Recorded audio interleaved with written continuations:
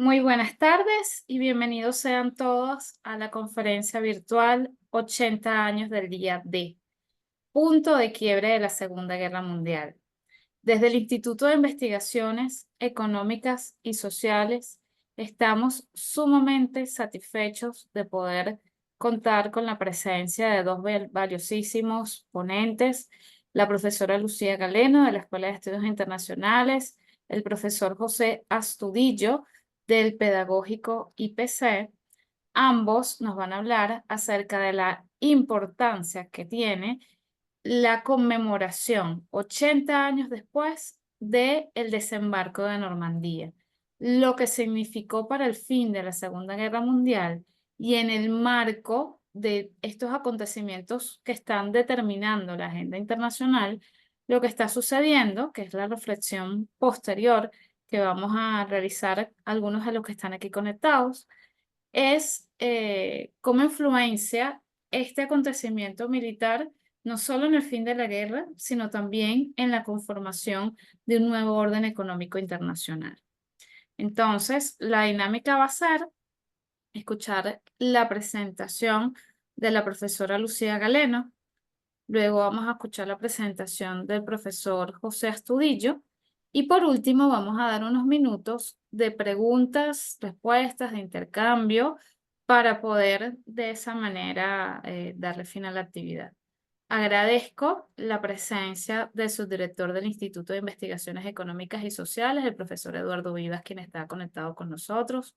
Saludo a los profesores, estudiantes, personal de la Universidad Central de Venezuela, que nos acompañan en la tarde del día de hoy para conmemorar, como una propuesta desde el Instituto de Investigaciones Económicas y Sociales, ciertos acontecimientos que están determinando la agenda internacional y que vale la pena recordarlos el día de hoy. En ese sentido, la profesora Lucía Galeno, ella es licenciada en Estudios Internacionales por la Universidad Central de Venezuela. En el momento que se graduó, tuvo la mención de Magna Cum Laude. Es especialista en gerencia de proyectos de investigación y desarrollo en el área de posgrado en gestión de la investigación y desarrollo de la UCB. Su trabajo también tuvo una mención honorífica. Es profesora de la Cátedra de Historia de las Relaciones Internacionales 1, 2 y 3 y ha sido además también jefa de cátedra, ha estado involucrada en todo este proceso de enseñanza-aprendizaje, de esto que nos une a la mayoría de nosotros o los que estamos inmersos en el mundo de la historia, que es comprenderla desde sus distintas aristas, bien sea la historia económica, la historia de las relaciones internacionales o la historia cultural, la historia militar, la historia política. Y la profesora es coordinadora de la Comisión de Investigación de la Escuela de Estudios Internacionales también. De manera tal que tenemos a una magnífica ponente que nos va a explicar, eh, nos va a explicar precisamente todo lo que tiene que ver con un panorama internacional y general de lo que significa la guerra. Bueno, profesora, bienvenida. Muchísimas gracias. Buenas tardes nuevamente. Felicito y agradezco esta iniciativa, doctora Lorena Puertas, doctor profesor Eduardo Vivas. Eh, este tipo de iniciativas verdaderamente nos llevan a reflexionar y a pensar en por qué necesitamos estudiar el pasado. Y el tener este momento, la posibilidad de estudiar, abordar el tema del desembarco de Normandía 80 años después, pues abre esa reflexión, el entender qué pasó en ese momento, en nuestro caso abordándolo más desde un contexto internacional, desde todo lo que significó, además, por supuesto, de todo lo que es la maniobra militar, la negociación política y el impacto que tiene en el desarrollo mismo de la guerra, en la culminación y el desenlace de la guerra.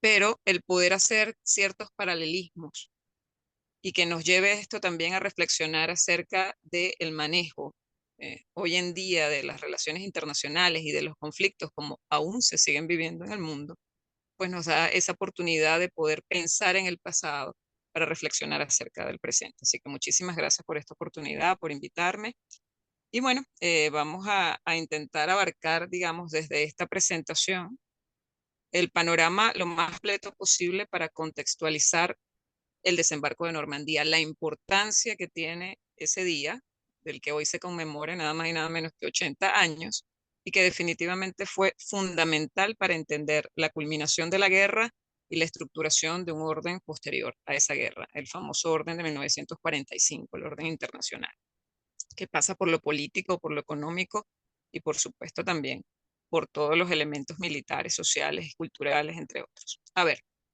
eh, si ya podemos empezar a proyectar, perfecto. Aquí tenemos una imagen bien característica de lo que es ese desembarco de Normandía, que es entendido pues como la gran invasión en el momento cumbre de la Segunda Guerra Mundial.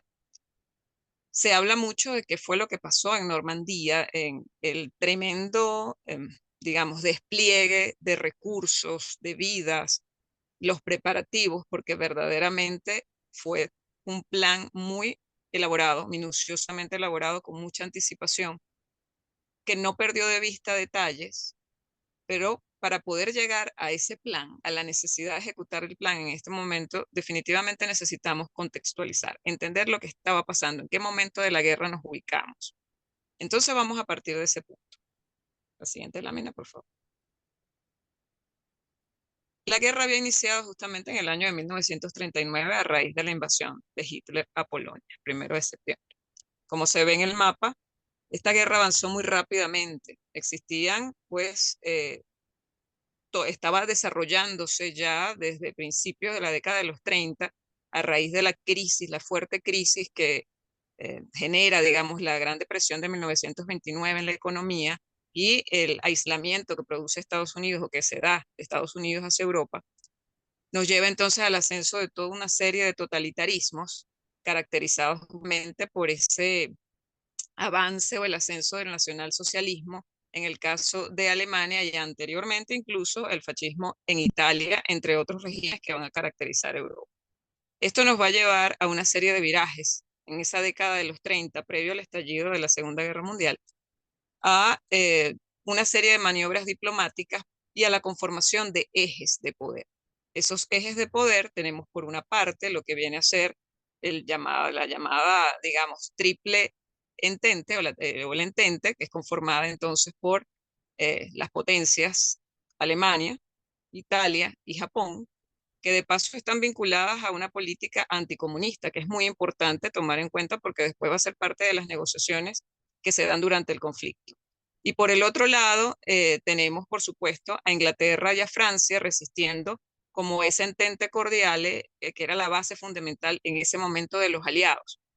Cuando estalla la guerra por la invasión de Hitler a Polonia y después inicia todo lo que es el avance hacia el occidente, en parte esto se había logrado porque previamente se había negociado entre la Alemania de Hitler y la Unión Soviética de Stalin un acuerdo de no agresión, el famoso pacto Ribbentrop-Molotov, justo antes del inicio de la guerra, donde ambos prácticamente se repartían Polonia y acordaban no agredirse, la neutralidad entre ambos. Esto permitió que Hitler pudiera tener despejado todo el camino hacia ese plan tan elaborado que tenía tanto tiempo orquestando, que era la invasión de Occidente, empezando justamente desde la parte norte, desde Escandinavia. Digamos que desde 1939 hasta 1940, en apenas un año, Hitler logró el cometido justamente de controlar desde Noruega hasta la costa, digamos, del Mediterráneo a nivel central, porque avanzó muy rápidamente sobre Dinamarca, avanzó rápidamente sobre los Países Bajos, Bélgica, Luxemburgo, Holanda, sobre Francia, que cae finalmente en el año de 1940, tenía por supuesto a Italia como aliada, España estando en plena guerra civil, Franco termina siendo, digamos, neutral, aunque con relaciones bastante estrechas con Hitler, y esto evidentemente produce un descalabro del sistema. En este momento estamos hablando de mediados de la década del año 40, la única que queda sosteniendo la guerra en Europa, precisamente vinculada justamente a esa condición insular y a la tremenda capacidad que tenían hasta ese momento, eran los ingleses, Inglaterra. Inglaterra desde finales del año 40 y el año 41 y hasta, sí, hasta el 41 va a pelear sola prácticamente la guerra. Solo podemos decirlo que entre comillas, porque Inglaterra tiene una vasta cantidad de colonias en todo el mundo y en esas colonias pues también se va a desarrollar el conflicto, porque sobrepasa como tal los límites de Europa y la guerra se vuelve mundial en el momento en que se van también involucrando las colonias y los alemanes pues alcanzan los diferentes mares y los diferentes espacios en el mundo para atacar justamente a los ingleses o tratar de apoderarse de las colonias holandesas, las colonias francesas y de los demás países involucrados en el conflicto. Entonces, cuando nosotros observamos el mapa, podemos ver que desde Escandinavia, desde los países del norte hasta los territorios del Adriático, eran prácticamente controlados por Hitler de manera directa o a través de sus aliados. En este sentido, vamos a ver que en el año 41 ya empiezan a gestarse diferentes movimientos diplomáticos y políticos para tratar de avanzar en una guerra que hasta ese momento estaba perdida. Los británicos sostenían el conflicto, pero a un costo muy alto, porque verdaderamente estaban solos. Sin embargo, contaban con un apoyo, no solo desde el punto de vista militar, claro está, contaban con un apoyo más que importante, que era el financiamiento que venía de los Estados Unidos. Era el gobierno de Franklin Delano Roosevelt, eh, 4 veces electo presidente de los Estados Unidos, aunque el último mandato no lo pudo completar porque falleció al inicio, pero era el momento en que Roosevelt entendía, a pesar de que mantenía la neutralidad estadounidense, eh, que había decidido, digamos, mantener, sobre todo luego de la recesión, de la fuerte recesión del 1929, entendía la necesidad de cooperar con los ingleses porque tarde o temprano la guerra llegaría o tocaría a los estadounidenses, aunque era difícil admitirlo ante una opinión pública que estaba bastante dividida. Para el año 41, digamos que se dan importantes cambios en ese escenario a pesar del control que parecía exhibir Hitler sobre toda Europa. Y es precisamente a raíz de los movimientos que parecieran le dan a Hitler una tremenda posibilidad de acción con lo que observa en ese momento. Digamos que, si podemos pasar la lámina, por favor. Para ese entonces se van a dar dos cambios importantes, sobre todo a mediados del año 41. Aquí tenemos dos mapas donde más o menos vemos cuál es la situación en estos dos momentos. En el mapa de la derecha vamos a ver lo que va a suceder a partir del año 41, justamente entre el 41 y el 42. En junio del 41, Hitler decide poner fin al acuerdo de no agresión con la Unión Soviética, un Stalin que aún no estaba preparado para entrar al conflicto, aunque sabía que tarde o temprano lo iba a alcanzar, precisamente por el expansionismo de los alemanes. Y es entonces cuando, precisamente buscando los recursos que tiene la Unión Soviética, Hitler inicia la Operación Barbarroja. Es abrir un frente de guerra distinto al que ya existía en el occidente, donde prácticamente lo controlaba sin ningún problema. En el occidente el punto que en el papel iba a ser más difícil de controlar era Francia y cayó en muy poco tiempo. En el oriente, en el frente oriental que se abre a raíz de la Operación Barbarroja y la invasión a la Unión Soviética, pues las tropas alemanas avanzan con bastante éxito al principio. Sin embargo, se va a establecer entre el año 41 y 42 una gran línea que va desde lo que hoy en día es San Petersburgo, en aquel momento Leningrado, hasta llegar a lo que es la ciudad de Stalingrado más al sur y que, digamos, determinaba la línea donde habían podido avanzar los alemanes y donde se mantenía la defensa a duras penas de los soviéticos. En ese momento empezó a cambiar todo el escenario diplomático. ¿Por qué?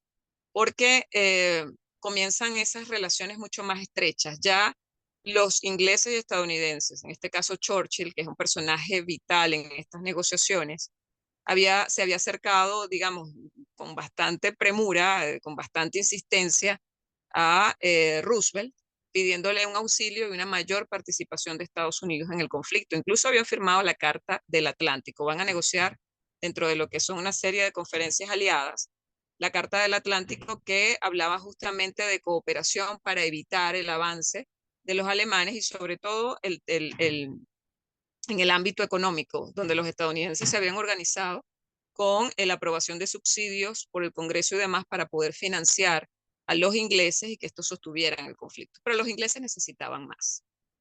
Cuando se da la operación Barbarroja, que en parte eh, se sabía que en cualquier momento iba a ocurrir la invasión de Alemania a la Unión Soviética, los soviéticos se sentían solos. Hasta ese momento los soviéticos estaban aislados y sabían o presumían, porque de una u otra manera los acontecimientos así se lo habían dejado ver, que no iba, ningún otro país iba a ayudarlos en ese proceso en contra de Alemania. Pero en este momento todos están tan comprometidos en la guerra que entienden que la colaboración entre ellos es lo único que los puede ayudar. Así que a raíz de la firma de la Carta del Atlántico en primer lugar y al mismo tiempo, a raíz del Frente Oriental que se establece a través de la Operación Barbarroja, comienzan a estrecharse lazos entre los tres principales aliados: Inglaterra, Estados Unidos, que aún no entra en conflicto, y la Unión Soviética, que ahora ha entrado en el conflicto a raíz de la invasión alemana. A partir de ese momento se acelera todo, ¿no? Sobre todo porque llegado diciembre del mismo año ocurre otro acontecimiento, precisamente por el frente Pacífico se abre un nuevo frente de guerra a raíz del ataque japonés en todo lo que es la región del Pacífico a la base estadounidense Pearl Harbor. Con ello se produce pues la entrada de Estados Unidos en diciembre, el 7 de diciembre de 1941, a la guerra y se amplía en otro ámbito, el ámbito marítimo que ya se desarrollaba, por supuesto, entre Alemania, Inglaterra y demás, pero la incursión de Japón hacia los Estados Unidos entonces obliga a la entrada de los estadounidenses a la guerra, que no solo va a ser en el Pacífico, sino también en Europa, porque se entiende que para poder lograr cualquier acción de manera combinada, efectiva, en contra de los alemanes que dominaban Europa a sus anchas y que estaban pues también intentando dominar el mundo, sobre todo a través de esta estrecha alianza que tienen con los japoneses, pues era muy difícil actuar de forma separada. Entonces, si podemos pasar el mapa, por favor, la siguiente lámina. Aquí vamos a encontrar, hay otra, la conferencia, un poquito más adelante, después retrocedemos, por favor. Ajá. Aquí tenemos una serie de conferencias que se van a ir desarrollando justamente a finales del año 41, donde ya se habla de la necesidad de ayuda a la Unión Soviética. La conferencia de Moscú, por ejemplo, la primera, nos habla de la necesidad de combinar esa ayuda y que eso se va a materializar, por supuesto, de una manera mucho más patente a partir del año de 1942.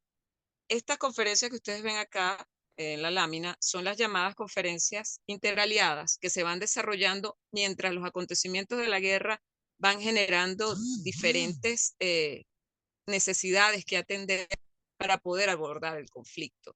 No era sencillo establecer una estrategia que permitiera parar el avance de Alemania o por lo menos hacerla retroceder. El año 42 es un año de reorganización justamente a raíz del desarrollo de las diferentes negociaciones entre los principales líderes y en un conflicto que todavía se ve dominado por Alemania. La gran disyuntiva que se presenta a lo largo de estas conferencias es cómo poder entrar en Europa, porque Alemania la tenía controlada. Sobre todo, el frente, la parte norte, la parte atlántica en sí, donde nosotros vemos que era clave mantener el control sobre Francia por la cercanía o la proximidad precisamente con Gran Bretaña y las posibilidades de una invasión desde Gran Bretaña. Se celebran una serie de conferencias en el año 42, Casablanca, entre otras. Eh, Empezamos a avanzar fuertemente hacia lo que es la construcción de una alianza mucho más firme entre los aliados para diseñar entonces esa estrategia. Pero en ese año 42, en medio de las discusiones, se decide que en lugar de iniciar una intervención en contra o tratando de rescatar a Francia, que también tenía un proceso o un frente de resistencia al mando de Gaulle, del general de Gaulle, que se había exiliado en Inglaterra, se ve que no es el momento porque realmente Francia está, toda la costa francesa está muy fortificada, al igual que los Países Bajos, y va a ser muy difícil romper en ese momento esa línea, que la mejor forma de iniciar tratar de retomar y avanzar sobre Europa es empezando por el norte de África. Y es justamente en el año 42 cuando se inician ciertas operaciones para tratar de llegar nuevamente desde Túnez, como tal, el norte de África, y después tratar de tender un puente que le permita llegar a Europa. Eso se hace en noviembre del año 42. Había habido un intento fallido, terrible, en las costas francesas de invasión, que fue muy costoso y que va a influir después muchísimo en el desembarco de Normandía para diseñar una operación, digamos, mucho más efectiva. Esa operación, la operación Torch, en el norte de África es efectiva y en el año 43 se va a avanzar también sobre Italia. Los aliados avanzan sobre Italia, específicamente sobre Sicilia, con el desembarco en esta isla, para luego tratar de ingresar entonces a Italia ya continental desde el sur, tomando en cuenta que los italianos también, el régimen fascista se estaba descalabrando, el año 43 de crisis para Mussolini, sabemos que se produce la caída y va a producir también el viraje italiano que lleva un armisticio y modifica en gran medida lo que va a ser, digamos, la presencia alemana en esa región. Abre un nuevo frente desde el Mediterráneo para tratar de alcanzar Europa. Sin embargo, esto no es suficiente. Hay que rescatar Francia y desde Francia tratar de ver cómo se logra la ofensiva en Europa. El año 42 había sido muy duro para los soviéticos. Si quiere, volvamos al mapa, por favor, anterior. El mapa, el otro, anterior. Es el siguiente. El siguiente. Ajá.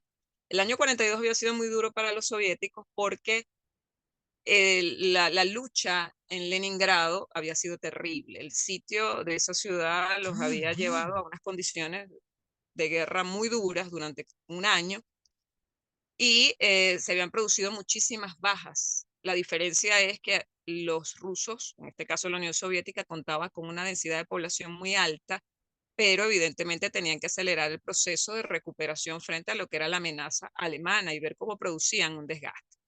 Sin embargo, el éxito después de la batalla de Kursk va a llevar, digamos, a la contraofensiva rusa en contra de los alemanes que van a empezar a avanzar a lo largo del 43. Entonces, el año 43 es importante porque se recupera el Mediterráneo en parte, se avanza desde África hacia ese Mediterráneo y también comienzan a avanzar los soviéticos después de despejar Leningrado y la línea entre Leningrado y Stalingrado con la batalla de Kursk, entre otros, comienzan a hacer retroceder a las tropas alemanas y con ello entonces pareciera que Alemania comienza a exhibir un cansancio, un desgaste que no es de extrañar tomando en cuenta que los alemanes tenían una inversión increíble de tropas, de recursos para el mantenimiento de una guerra. Las guerras son sumamente costosas, todo lo que significa el aparataje militar, y los alemanes verdaderamente pues habían desarrollado un plan de control sobre Europa que había sido muy exitoso, pero que era muy, muy costoso mantener.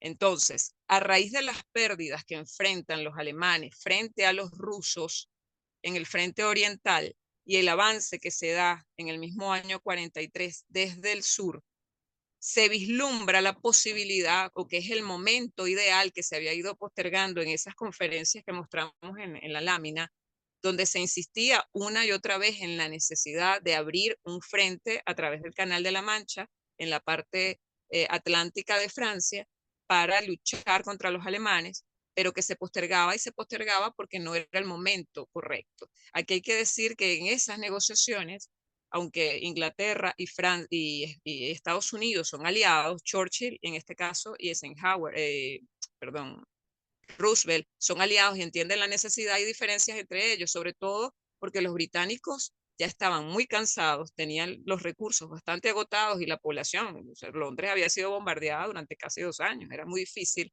además que había sostenido sola la guerra por casi 2 años también. En cambio, los estadounidenses, que también estaban sufriendo pérdidas, eran quienes estaban haciendo la apuesta más alta en cantidad de hombres y también en los recursos económicos y en todo el despliegue de armas, entre otras cosas. Entonces, allí se hace necesaria una negociación donde ambos accedan, que si bien estaban alineados, había diferencias importantes entre cómo proceder y en qué momento proceder. Churchill era temeroso respecto a cómo organizar una invasión en Francia, porque ya había sucedido y los ingleses pues habían sufrido muchísimo de esos intentos de incursión, incluso habían protagonizado el famoso, eh, la famosa huida de Durquenque, que, bueno, fue heroica, pero que también dejó bajas considerables y que había tenido, digamos, un impacto en la opinión pública. Churchill no quería que eso se repitiera.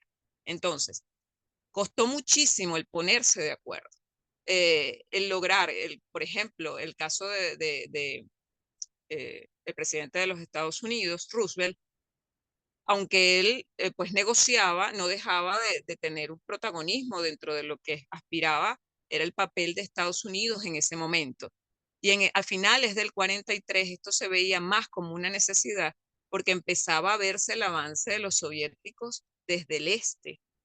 Ellos exigían, los soviéticos exigían la apertura de un frente, otros frentes de guerra que despejaran las tropas alemanas del oriente, por eso insistieron tanto en el año 42, no se dio, sin embargo se abrió el frente del sur, pero insistían en el 43 y tampoco se dio. Pero ya los propios logros de los soviéticos, su reorganización y el desgaste alemán, van a hacer ver con cierta preocupación lo que pareciera va a ser el avance a lo largo del 44 y 45 digamos, de ese posible avance de los soviéticos sobre el frente oriental. Entonces, había que ponerse de acuerdo para definitivamente poder retomar Europa desde el Atlántico.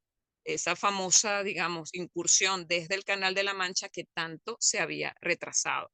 Los alemanes sabían que tarde o temprano se iba a producir una invasión en esa zona, por eso Hitler había mandado a fortificar toda la costa atlántica con un famoso muro de hierro, como se le habían llamado. Incluso es curioso porque parte de las edificaciones que se habían construido recibían el nombre de los dientes, tenían una denominación particular, pero en alabanza a Hitler le habían denominado los dientes de Hitler, como para hacerla, digamos, más simbólico la presencia de los alemanes en toda la región del norte de Francia y de los Países Bajos también. Entonces, ellos jugaron por mucho tiempo con esa idea, pero no terminaban de concretarla. Las negociaciones se postergaban porque es que también no era fácil. Era una apuesta mayor que debían hacer en este caso los estadounidenses, el traslado masivo de soldados desde Estados Unidos a Inglaterra para que se produjera entonces ese desembarco o esa invasión, como también es conocida, y no solo de los Estados Unidos, sino también de los otros aliados, por ejemplo, de Canadá, que tuvo un papel importantísimo, y las resistencias de otros países como precisamente Bélgica, Luxemburgo, la misma Polonia, los Países Bajos, que también aportaban hombres iban a aportar hombres a esa incursión militar, esa operación.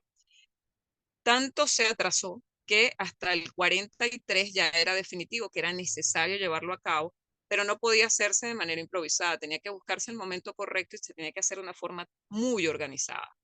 Por eso los preparativos de ese famoso día D se tardaron tanto, se tardaron meses, casi un año, desde el momento en que entre la conferencia de Trident en Washington y después la conferencia de Teherán, eh, se decide que efectivamente ya es el momento de abrir el frente occidental en el Canal de la Mancha, el frente atlántico, y que se iba a poner al frente justamente de esa operación al general Eisenhower, que era, bueno, más que conocido, reconocido y que tenía todas las credenciales.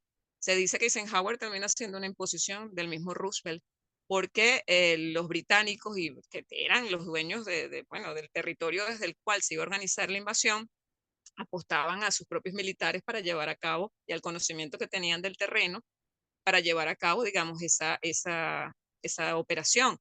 Sin embargo, pues termina siendo Eisenhower quien se impone como el jefe supremo del cuartel, de todo lo que es el comando general de las fuerzas expedicionarias aliadas, el CHAFE, como también se llama. Desde ese momento comienza entonces desde finales, por ahí en noviembre del 43, comienza a planificarse con detenimiento todo lo que es esa incursión, y lo primero que se entiende es que no había suficientes lanchas o embarcaciones para poder transferir o transportar a todos los soldados que iban a movilizarse desde Reino Unido a Francia. Esto llevaba, digamos, una apuesta importante, una inversión de recursos, de vida, de tiempo, de todas las capacidades militares, de todas las capacidades de planificación y, por supuesto, la combinación de los altos mandos de todos los jefes militares involucrados en la operación. Así que desde ese momento, desde diciembre, comienzan a proyectarse los planes que habían sido establecidos, pero eran planes verdaderamente complejos. La invasión ocurre precisamente un día como hoy, 6 de junio de 1944, pero desde noviembre ya se estaba planificando y desde diciembre se establece el primer plan. Es una operación verdaderamente minuciosa, por la magnitud de lo que significa y porque insisto en esto, por eso quizás el recuento o por eso el recuento que se hace de la del desarrollo de la Segunda Guerra Mundial y cómo llegamos al momento correcto para llevar a cabo esta operación, que no fue antes, como esperaba por lo menos los rusos, sino en el 44, que era cuando verdaderamente ya estaban dadas las condiciones, de acuerdo a la evaluación que hacen el alto mando, tanto de Inglaterra como de Estados Unidos, para que esa operación pudiera ser verdaderamente exitosa, en parte porque ya tenemos una Alemania desgastada.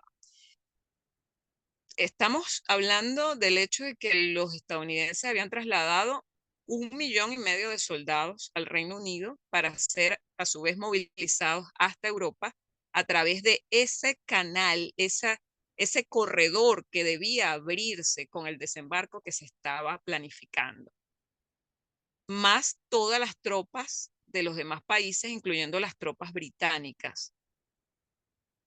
Es una movilización de aproximadamente 3 millones de soldados que justo van a utilizar ese corredor que se abre en la parte norte de Francia para llegar a Europa y poder abrir todo ese frente occidental que pudiera atacar a los alemanes y producir una victoria de los aliados.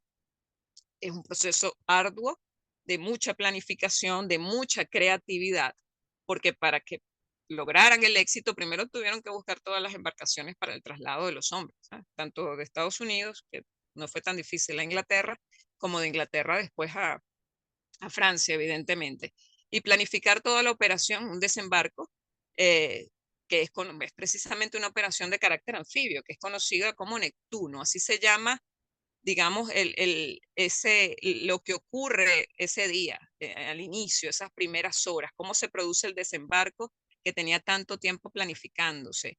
Eh, bueno, hubo preparativos de todo tipo. En primer lugar, todo lo que significó la tecnología para poder movilizar los hombres hasta ese punto, el poder hacer el desembarco en sí, el desarrollar vehículos que pudieran desplazarse sin dificultades, el tener todas las embarcaciones, el crear hasta puertos móviles que fueron trasladados por el Canal de la Mancha flotando desde Reino Unido hasta Francia, porque no habían puertos donde que pudieran utilizarse para ese desembarco en todas las playas seleccionadas.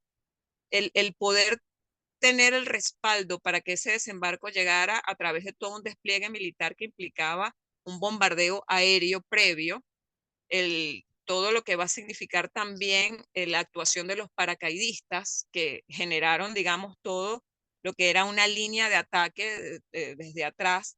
Si quieres, pasamos por favor al siguiente mapa, a la siguiente lámina donde está propiamente la lámina del desembarco normal. Allí.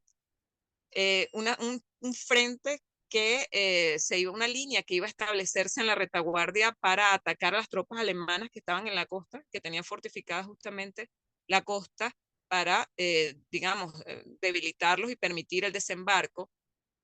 Todo eso en el momento, pero es que antes de ese acontecimiento, antes de ese día, se habían hecho estudios pero minuciosos de la geografía, al punto de que se habían estudiado mapas, fotografías, se habían buscado postales, se había hecho cualquier cantidad, se habían realizado cualquier cantidad de vuelos que gracias a la ventaja eh, aérea que habían logrado conservar los británicos y los estadounidenses en ese momento, sobre todo los británicos, le permitían hacer esos vuelos de reconocimiento para poder estudiar el terreno y tener una idea bastante clara de cómo avanzar sobre esa zona fortificada que los alemanes habían establecido porque sabían que en cualquier momento esa invasión se podía producir. Entonces, era una operación muy compleja, llena de muchos detalles, que incluso implicó simulacros con más de un mes de anticipación, tanto de desembarcos como de todo lo que era la operación militar que apoyaba. O sea, había toda una línea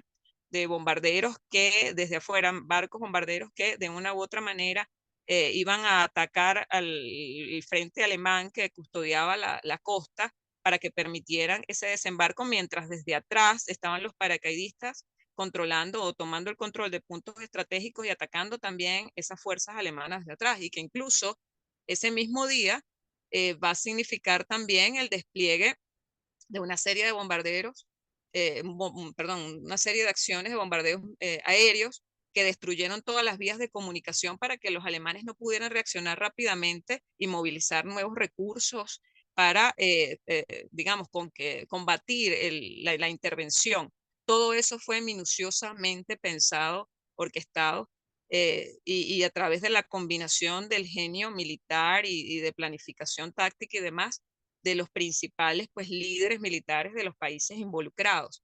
Pero es que hasta curioso resulta todo lo que es el trabajo de distracción a través de los espías, el hacerle creer a los alemanes que iban a desembarcar en otros lugares, porque habían 4 lugares posibles en la costa atlántica francesa y terminaron decidiéndose por Normandía porque era la que tenía las condiciones pues idóneas para ellos desde el punto de vista geográfico, por una parte, y porque todo el mundo pensaba que el desembarco iba a ser, o los alemanes creían que el desembarco iba a ser en Calais, porque era el puerto más cercano, en este caso, a Gran Bretaña. Entonces, ese elemento de distracción, de espionaje para infiltrar información falsa y todo lo demás, significó un esfuerzo increíble y de mucha información resguardada hasta última hora.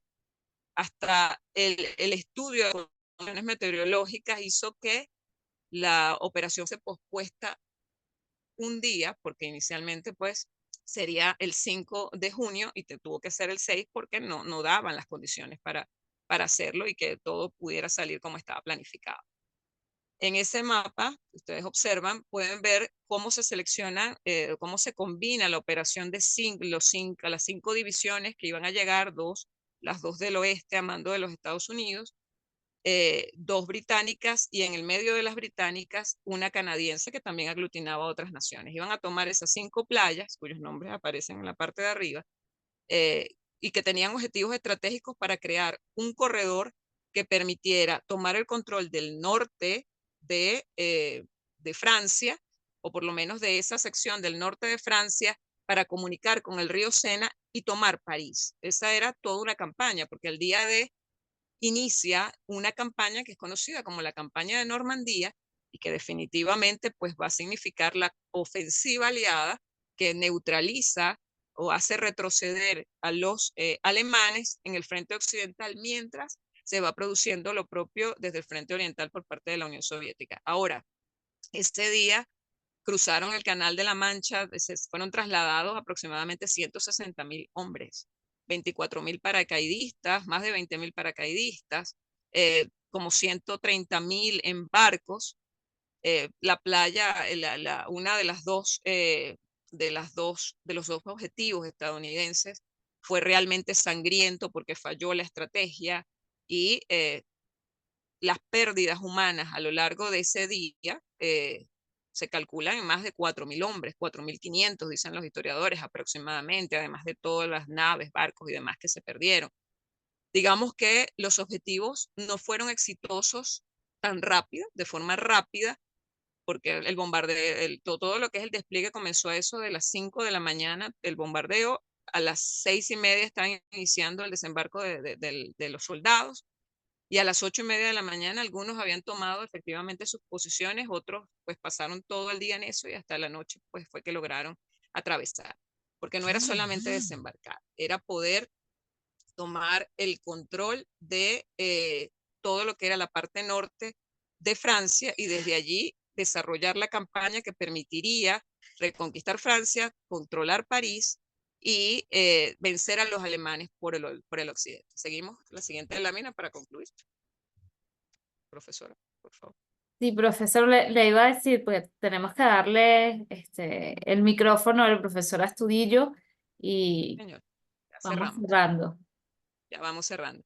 ¿Por qué termina siendo importante? Porque esto permite lograr entonces arrinconar a los alemanes y que avancen entonces los rusos, tomen Berlín, Francia sea liberada y después toda la parte occidental de Alemania también sea liberada y avanzar al mismo tiempo en todas esas conferencias que van creando, digamos, la nueva estructura del orden internacional de las negociaciones que nos da el fin de la Segunda Guerra Mundial. Si no se da el desembarco de Normandía, los aliados de Occidente no avanzan rápidamente y no pueden, digamos, vencer a las tropas alemanas para, no digamos que acelerar, pero sí concretar la finalización del conflicto que permite la edificación de un nuevo orden, donde de paso vamos a ver que esa Europa queda dividida en dos, que se ve en la conferencia de Yalta y la conferencia de Potsdam, con la que culmina, digamos, también la Segunda Guerra Mundial, en medio de esas negociaciones. La parte occidental controlada por el mundo occidental y la parte oriental, pues ocupada por la Unión Soviética. Pero esa invasión de Normandía termina siendo clave en lo que va a ser la ocupación de Occidente y, digamos, ese posicionamiento que se mantuvo a lo largo de toda la Guerra Fría. Muchísimas gracias. Un millón de gracias a usted, profesora Lucía, porque además no es casualidad que inmersos en toda esta estrategia de lo que significó el desembarco de Normandía, y por eso es que incluso hasta los veteranos estaban hoy con una serie de reuniones internacionales, políticas muy importantes, en donde el presidente de los Estados Unidos y el presidente de Francia se reunieron para conmemorar lo que significó este día. Y en el contexto de 1944, en el mes de julio ya estaban reuniéndose los aliados para hablar de cuál va a ser el nuevo orden económico internacional.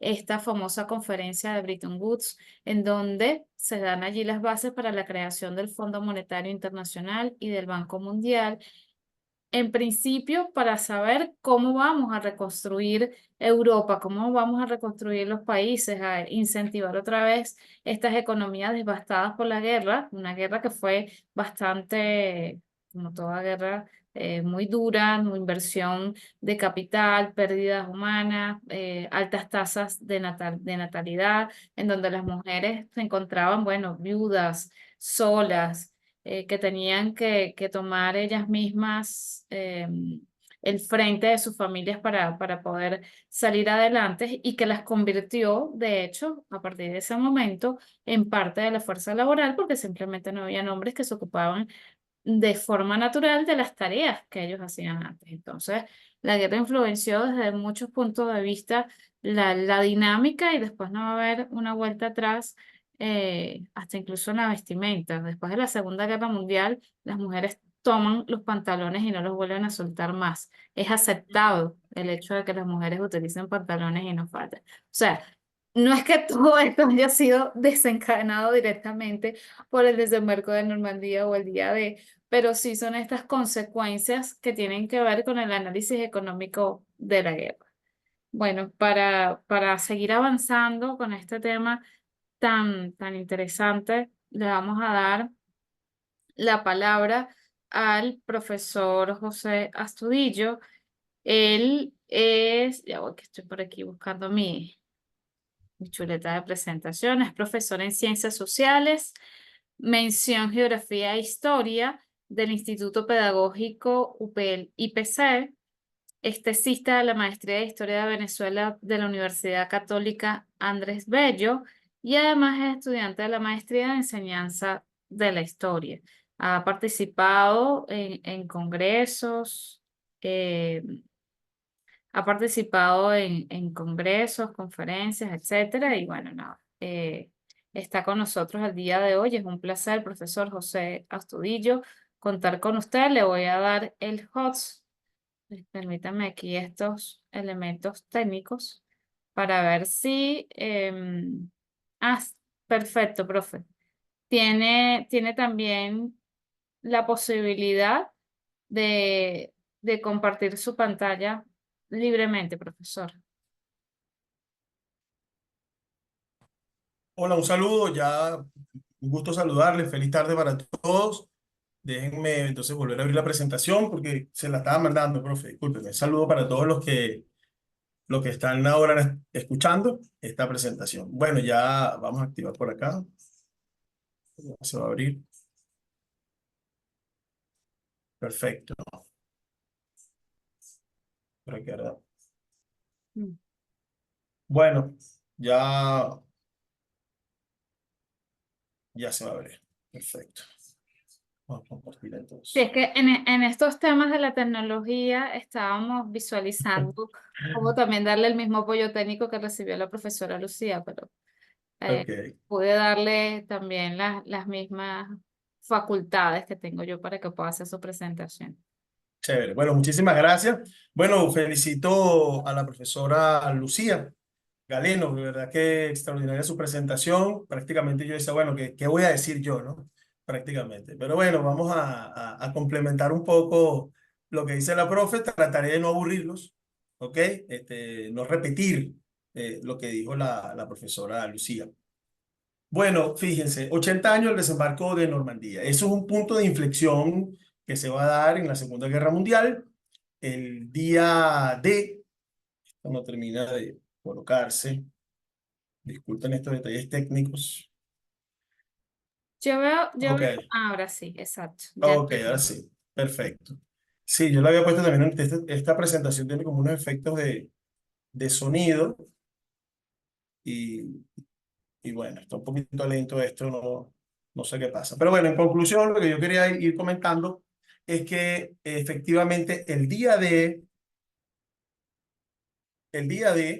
es, como bien lo comentó la profesora Galeno, ocurrió el día 6 de enero de 1944, pero los alemanes ya estaban preparados para recibir, en este caso, a los ejércitos aliados. Ellos tenían, por supuesto, un extenso sistema de espionaje y sabían de los planes que tenían los aliados para invadir. De hecho, en el año 42 se había dado la invasión de Dieppe, que la profesora también lo había comentado, y en el año 43 se había invadido Sicilia y posteriormente se había logrado invadir la bota italiana. Las tropas estaban también un poquito allí frenadas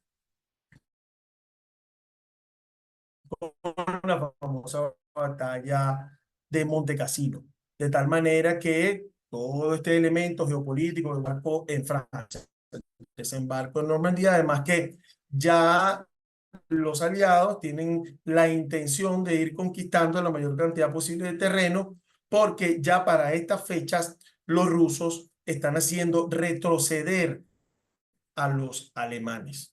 De tal manera que era importante que avanzaran.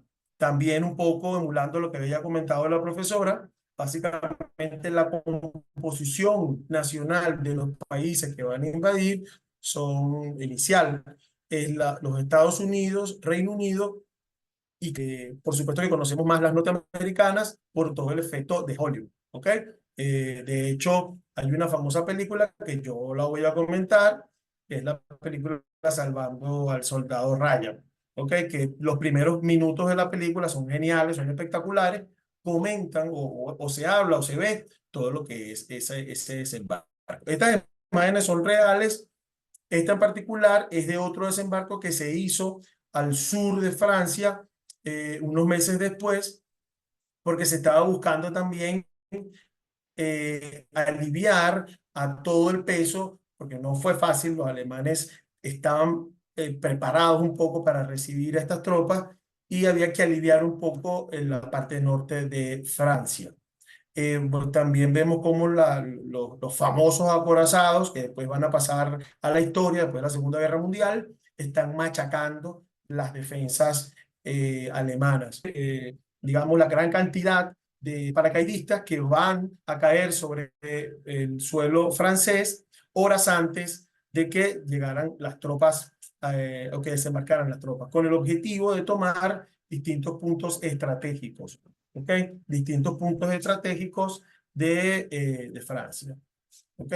Bien, por otro lado, aquí sí comento lo que es, fíjense, lo que es el desembarco de Normandía, es como una especie de infografía para que ustedes puedan ver todo lo que habían preparado los alemanes para recibir a los aliados. Es decir, ellos habían colocado campos minados, habían colocado allí una serie de ametralladoras, la famosa ametralladora MG-42, que mató a muchísimos soldados, todas estas estructuras de concreto que eran para resistir, digamos fuertes cañonazos. Bien, por otro lado, esta imagen sí es de la película Salvando al Soldado Ryan, ¿ok? Por supuesto, imágenes bastante dramáticas que vamos a ver acá, ¿ok? Yo también tenía la película por aquí al tiro, pero no la voy a colocar para evitar que haya detalles en la presentación, ¿ok? Que se quede pegado algo ahí. Entonces, ¿por qué ocurre todo esto? ¿Por qué el desembarco de Normandía? Bueno, pues eso está en el contexto de la Segunda Guerra Mundial. No quisiera repetir todo lo que comentó la profesora, sino que ir un poco a, bueno, ¿por qué esa guerra? ¿Cuáles son los detonantes de esa guerra? Bueno, básicamente el ascenso de una serie de dictaduras europeas. Vemos la italiana, la de Benito Mussolini en 1922 y más tarde la de Adolfo Hitler en 1933. El fuerte anticomunismo que se va a dar en buena parte de Europa.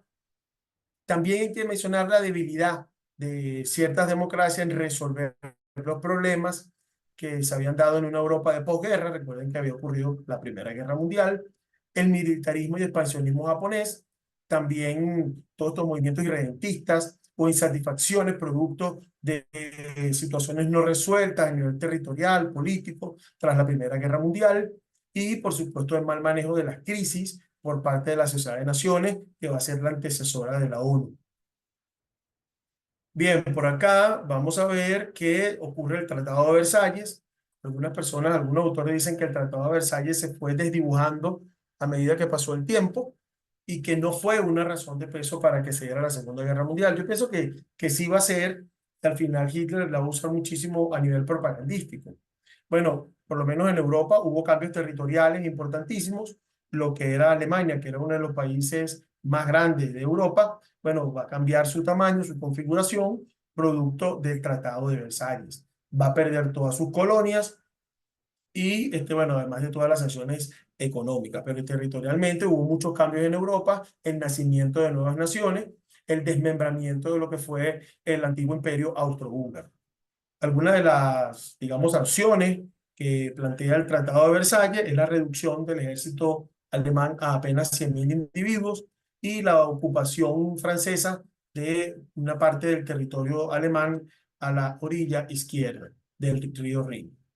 Una prohibición de fabricar material de guerra y también vamos a ver una de las sanciones morales que pesó muchísimo sobre Alemania, fue que Alemania iba a ser la única responsable, o fue la única responsable de la guerra. Eso yo también tengo mi punto de vista. Yo no creo que Alemania haya sido la única responsable de la Primera Guerra Mundial.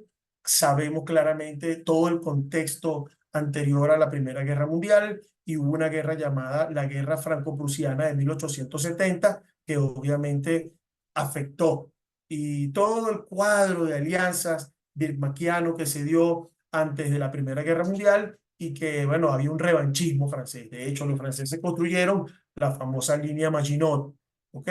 Ellos lo construyeron, eso fue, digamos, después de la Primera Guerra, pero había todo un movimiento de que sabíamos de que tanto para la Primera Guerra Mundial como para la Segunda, tú no puedes responsabilizar a una sola nación como la responsable. Esa es mi opinión. Bueno, se prohíbe el ingreso de Alemania a la Sociedad de Naciones.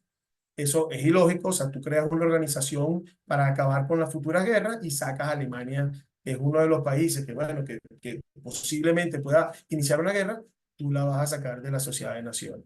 Aspectos económicos, entrega de todos los barcos mercantes que tenía Alemania, el pago de 132 millones de marcos de oro, que va a ser equivalente a 442 millones de dólares del 2012, y posteriormente se desataría la hiperinflación del año 21 al 23. Por acá vemos, bueno, otras causas va a ser la debilidad de la República de Weimar, que era una república democrática que se colocó en Alemania tras la caída del imperio, tras, digamos, la abdicación del Kaiser Guillermo II, y bueno, esa debilidad de los políticos socialdemócratas. La Gran Depresión Mundial del año 29, que va a ayudar mucho a Adolfo Hitler a alcanzar el poder, y conflictos europeos como la Guerra Civil Española, la anexión de Austria, 1938, la invasión japonesa de Manchuria, que van a ser reflejo de todas esas tensiones que había en Europa. Bueno, el duelo ideológico, el anticomunismo, el antisemitismo, el comunismo, el capitalismo, todo este problema entre la democracia liberal versus el militarismo, la dictadura que puede resolver los problemas, y la idea de la Gran Alemania y el espacio vital que planteó Adolfo Hitler. Todo este tema tan propagandístico, aquí coloqué algunas imágenes que hacen referencia a propaganda. Ya, un momentico. Bueno, por acá vemos los aliados, los bandos. Los aliados tenemos a los Estados Unidos, a Reino Unido, a la Unión Soviética, Francia, la Comunidad Británica y muchos más van a formar parte de los aliados. Mientras que el bando del eje va a ser Alemania, Italia, Japón, Hungría, Rumania, Bulgaria y Yugoslavia. Bueno, todo esto tiene que ver con una serie de preparativos, el Tratado de No Agresión entre Alemania y la Unión Soviética, conocida como el Pacto Ribbentrop-Molotov. Alemania y la Unión Soviética eran aliados, ¿ok? Eso hay que decirlo, después va a haber toda una campaña propagandística diciendo que no, pero eran aliados. Y la invasión a Polonia se hace con la ayuda de la Unión Soviética. De hecho, se reparte en Polonia. Eso después se le baja el volumen, pero eso fue así. Bueno, el pacto tripartito, que va a ser el pacto del eje entre Alemania, Italia y Japón. Y por otro lado, vamos a ver que los Estados Unidos va a ayudar a Gran Bretaña cuando se crea esta ley de préstamo y arriendo, ¿ok? Donde, por ejemplo, le va a suministrar 50 barcos de guerra, préstamos, distinto material de guerra. Por otro lado, vamos a ver cuáles son los principales líderes de cada bando. Allí ven una foto que a la izquierda vamos a ver a Franklin Delano Roosevelt. El presidente Roosevelt era inválido, no caminaba, interesante eso. Y bueno, vemos una de esas fotos donde aparecía en su silla de ruedas. Uno de los grandes héroes de la guerra, Winston Churchill. Allí vemos a Renaud, que era, digamos, el presidente de Francia. Allí vemos a Pétain, que después se va a ser el líder de la Francia libre, y una imagen de Stalin. Son los líderes de los, digamos, aliados. Luego, por el lado del eje, por supuesto, Adolfo Hitler a la izquierda, Benito Mussolini, este es el almirante Toho, este es el húngaro, el almirante Horthy, aunque Hungría no tiene mar, ¿ok? Pero él fue un gran militar cuando el Imperio Austrohúngaro, y él comandó la flota austrohúngara. De ahí viene ese título de almirante. Después, cuando se separa digamos, el Imperio Austrohúngaro, él se va a su nación de origen, porque él era de origen húngaro. Y aquí está Antonescu, que es el rumano. Bueno, por otro lado, vemos los distintos frentes que se van a formar. Adolfo Hitler siempre había cuestionado que una de las causas por las que se perdió la Primera Guerra Mundial fue que se habían abierto dos frentes, es decir, un frente contra la Rusia zarista y el otro frente contra Francia y Reino Unido, ¿no? Entonces, Hitler decía que no iba a combatir en dos frentes. Y bueno, terminó contradiciéndose porque aunque inicialmente trata de establecer un solo frente, es decir, atacó Polonia, luego fue por Noruega para cubrir ese frente y luego fue por Francia, hasta ahí todo muy bien, y luego decide preparar la invasión Barbarroja, que era la operación para ir contra la Unión Soviética, pero antes, por temas de la guerra, cuando Italia había invadido, digamos, Grecia, Albania, ellos también tenían la posición de Albania, invaden Grecia, invaden Yugoslavia. Entonces todo esto hace que los alemanes decidan también intervenir en esos frentes y ayudar a los italianos. ¿Ok? La invasión a Rusia se retrasa aproximadamente un mes. Bueno, vamos a ver que ahí se abre entonces ese frente, más el que tienen con los británicos, con la famosa batalla de Inglaterra, que es una batalla básicamente eh, aérea, es decir, de bombardeos, y también la batalla del Atlántico, que es una batalla muy silenciosa en el sentido de que va a ser a través de submarinos. Por otro lado, vemos el frente del Pacífico, impresionante. Yo recomiendo, si les interesa el tema, hay una serie de Netflix, si no me equivoco, está en Netflix, que se llama The Pacific, muy buena, y usted puede ver cómo fueron, bueno, a nivel cinematográfico, cómo lo presenta Hollywood, ¿no? Toda esta recuperación del territorio que habían ido ocupando los japoneses en la Segunda Guerra Mundial. Ellos habían ocupado buena parte de lo que eran las colonias holandesas, francesas, norteamericanas, se las habían se las habían venido arrebatando a todas estas naciones. ¿Ok?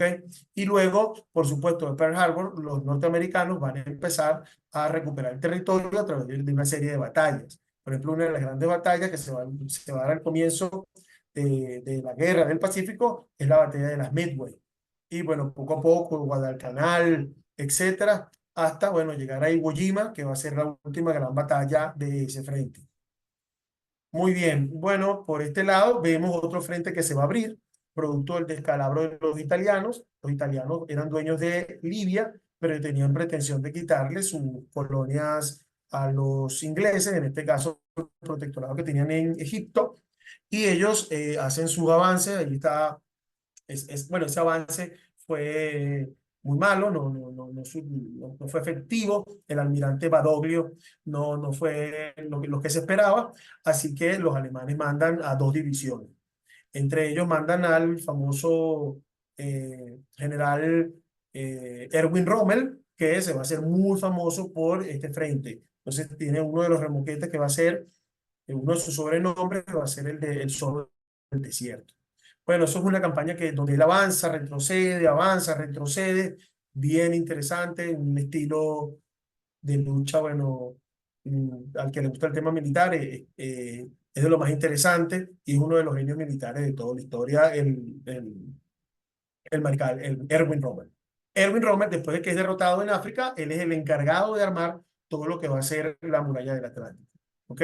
Y bueno, este es el frente oriental, que fue un frente muy difícil. Los alemanes al comienzo habían logrado muchos avances, pero luego, sobre todo después de la batalla de Stalingrado, que también es otro punto de inflexión, hay un antes y un después de esa batalla. Para los alemanes, digamos, empieza el descalabro y pierden la iniciativa.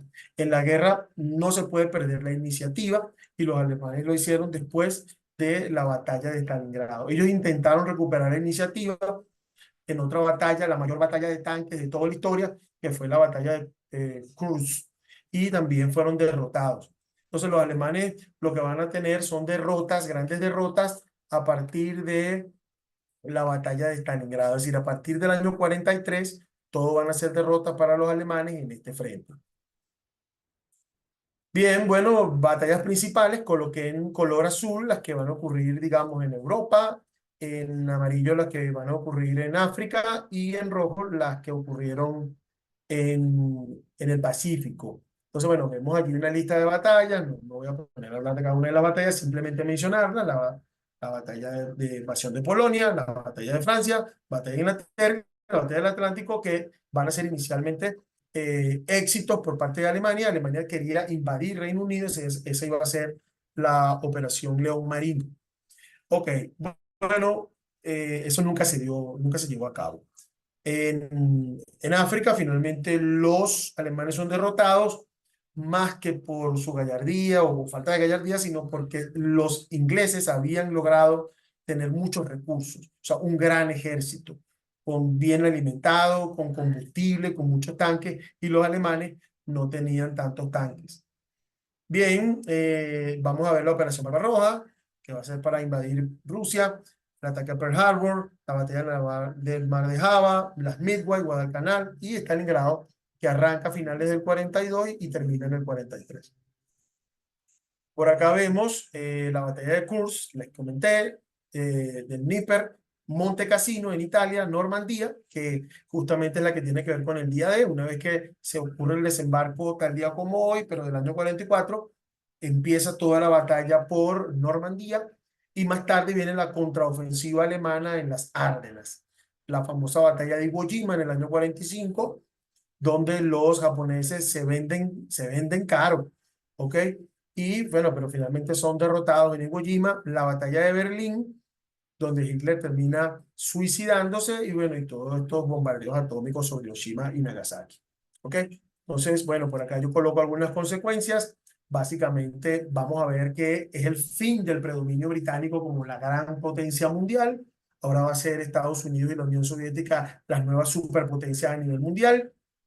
Ellos inician digamos, el año 45, 46, 47, son aliados, pero luego van a empezar a distanciarse por diversas cuestiones, por el tema del manejo de la bomba atómica, el tema del reparto, cómo van a resolver el mapa europeo y una serie de intereses geopolíticos a nivel mundial. Ellos se van a separar y queda todo muy claro a partir del año 48 que ya no son aliados. Y empieza la llamada Guerra Fría en un primer periodo bastante fuerte entre ellos dos.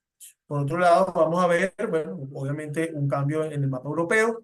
Por eso vemos que el mapa de Polonia de la anterior a la Segunda Guerra Mundial no es igual al mapa actual de Polonia. Es decir, Polonia la van a rodar un poco más hacia digamos, el oeste, y eso es a costillas del territorio alemán. O sea, Alemania se hace más chica. Aparte de que Alemania va a ser dividida en dos Alemanias, ¿no? La Alemania democrática, que no era democrática, y la Alemania federal, que esa sí era democrática. ¿Ok?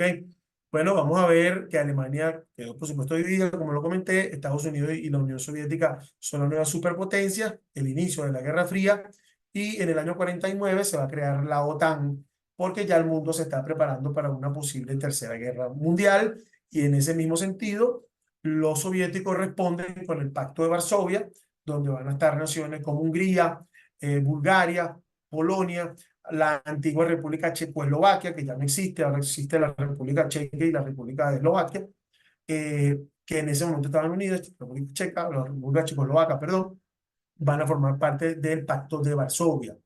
Y bueno, toda una serie de movimientos de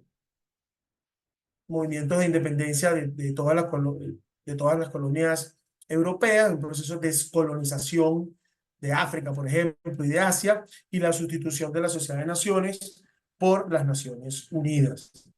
El famoso Plan Marshall para recuperar las economías de Europa, sobre todo a la luz de que iba a venir una posible tercera guerra mundial y necesitaban a una Europa que se levantara para defenderse contra el comunismo.